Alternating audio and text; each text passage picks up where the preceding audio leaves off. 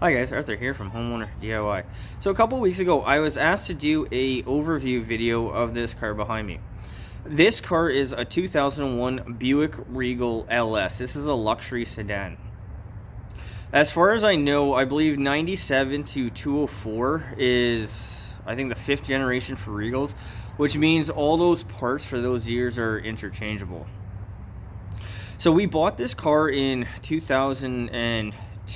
Ever since we've had the car, I mean, I've done as much work as I can. Now guys, this car is a lot more complicated than my Hondas. My Hondas are both DXs, which is a base model. This is an LS, which it has cruise control, fog lights, track control. It has all sorts of stuff. Guys, as a rule of thumb, I prefer a simple car because there's less to go wrong. It's cheaper to run. But for the most part, the work I've done on this car is by watching videos, is by asking people. It's a whole host of things that I've done over the years. I try to minimize my times having to go to the mechanic because obviously it costs a fair bit of money. So guys, what we're going to do in this video is we're going to go over the fluid capacities, the types of fluid, where things are. When you pop your engine compartment, your hood, you should be able to trace everything out pretty quickly. If you can't, then, I mean, if you go to a mechanic, they can tell you anything you want. So you need to be able to look at your engine right away, see what is where. That way you can check your fluid levels. Notice if you have a sound or something, you can figure out where it's coming from. So guys, one thing to keep in mind, and this is with any automotive video I have on this channel, I have never been taught automotive. I've learned over the years by trial and error, by doing it myself. So when I have videos, there are things that will be missing or stuff because I don't do this every day. Unfortunately, I can't fix every possible thing. Troubleshooting is the hardest part when it comes to cars for me. But for regular maintenance, you guys can do this on your own at the regular intervals, and for the most part you should be able to avoid any expensive fixes. So what we'll do now is look at our owner's manual. Alright guys, this is our fluid capacities for everything. This is straight out of the manual. I got this online. So this is what you need. This has both imperial and metric, so you guys should be covered for everything.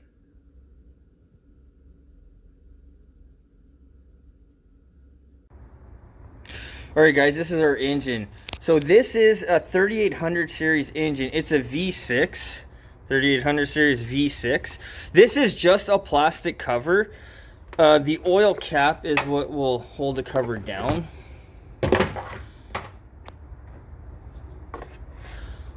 Alright, so guys, very commonly on the oil cap you're going to have the type of fluid that the oil that you need. So this is a 10W30.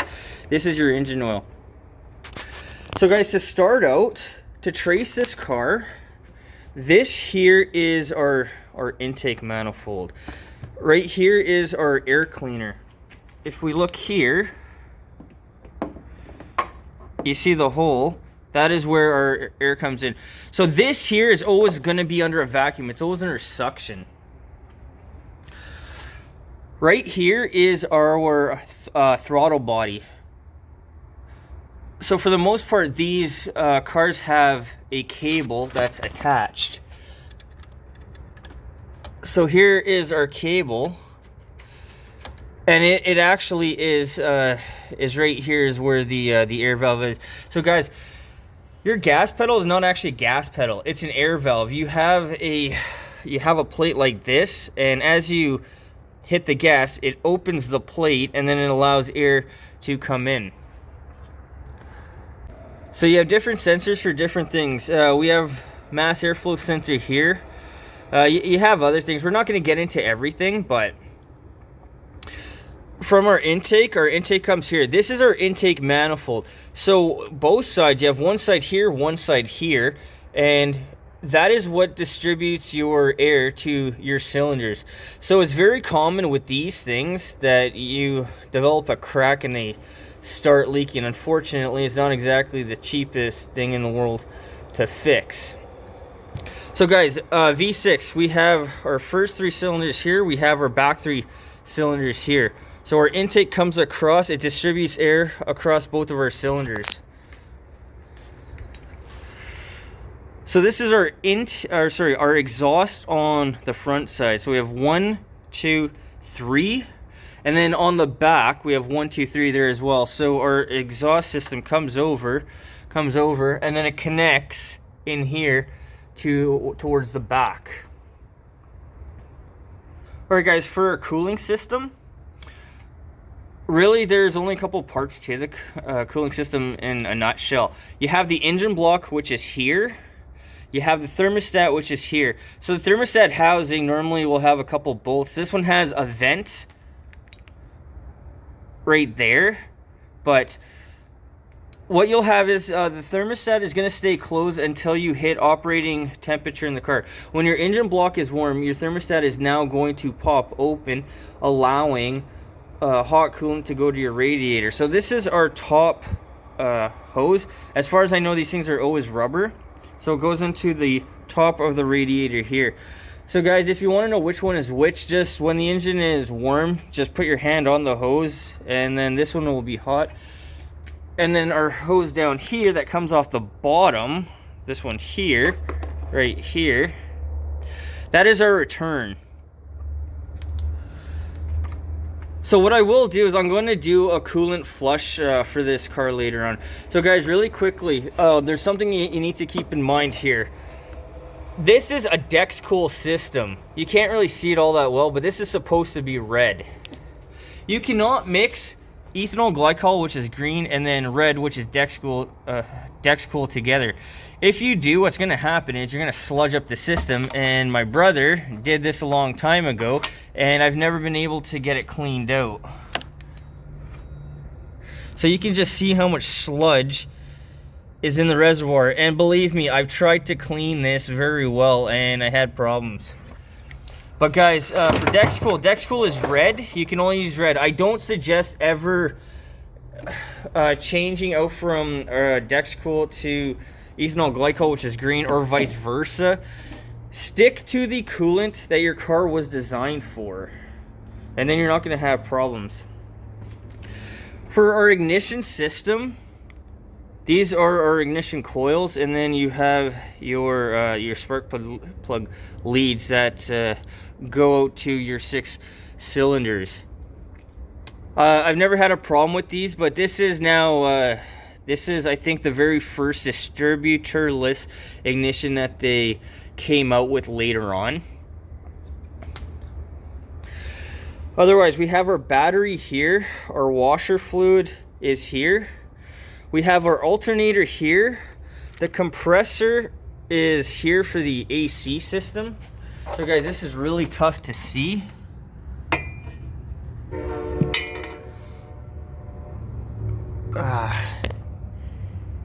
But the cap right underneath this hose here, there's a cap, and it's really just bloody difficult to see it.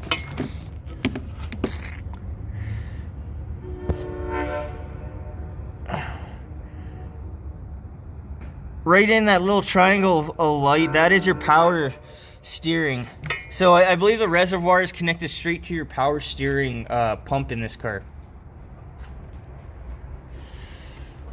So for a radiator, this is our radiator cap right here. Guys, don't open this when it's warm.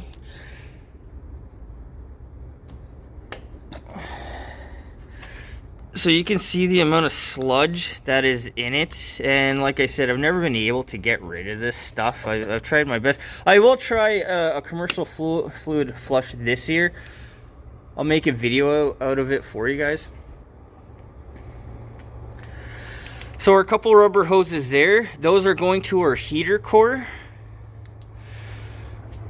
For our transmission fluid, this is our transmission fluid dipstick. To test, what you need is you need the car at idle, and then you pull it out when the fluid is warm. Guys, this is our master cylinder for our brakes. As far as I know, the master cylinder is always in front of the steering wheel in the engine bay. So this big box here, this is our vacuum booster. If you ever notice that your brake pads get stiff when your engine's not running, because your vacuum booster isn't running. But for your brake fluid, you have your reservoir here, and then you have our lines that come off. And in this car, this one's actually different from mine, but your lines that come from here and here, they go into this valve here, and this valve is your, I don't remember what it's called, but the idea of the valve is that because your front wheels are closer to your master cylinder than your back, your front wheels will engage first, your brakes will engage first before your back. So this valve here is meant to have your brakes engage at the same time.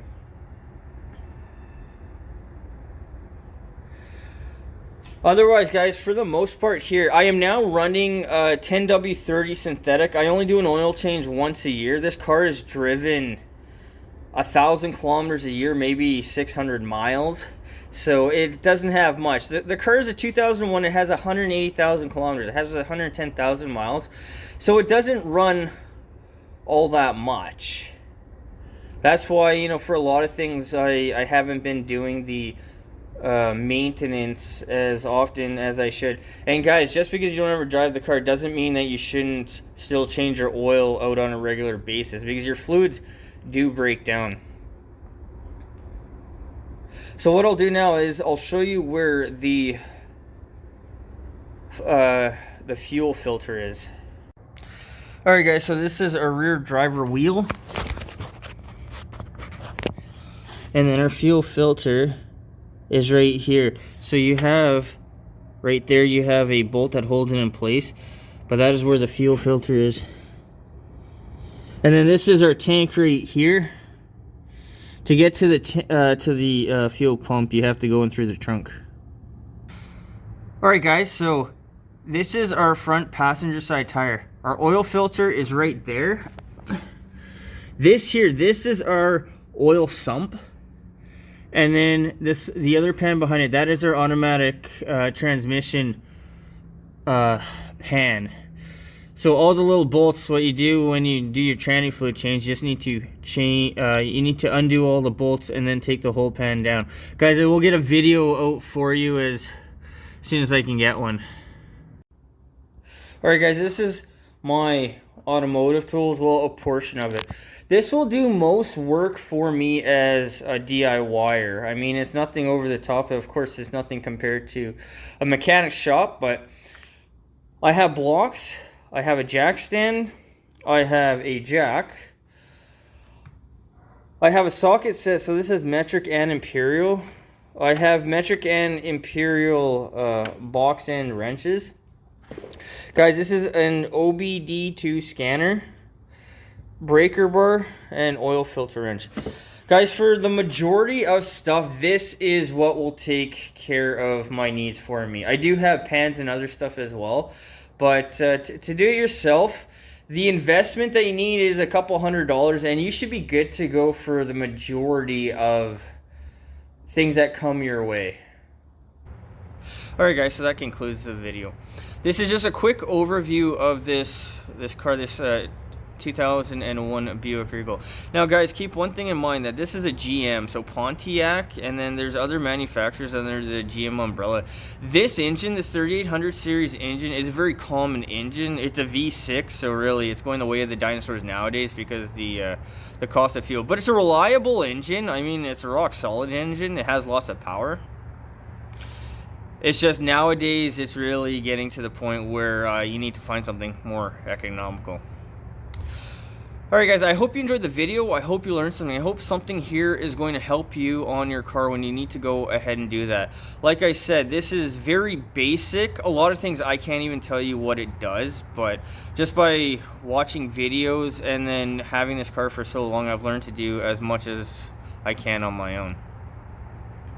Guys, until next time, please hit the like button, subscribe, and I'll see you on the next project.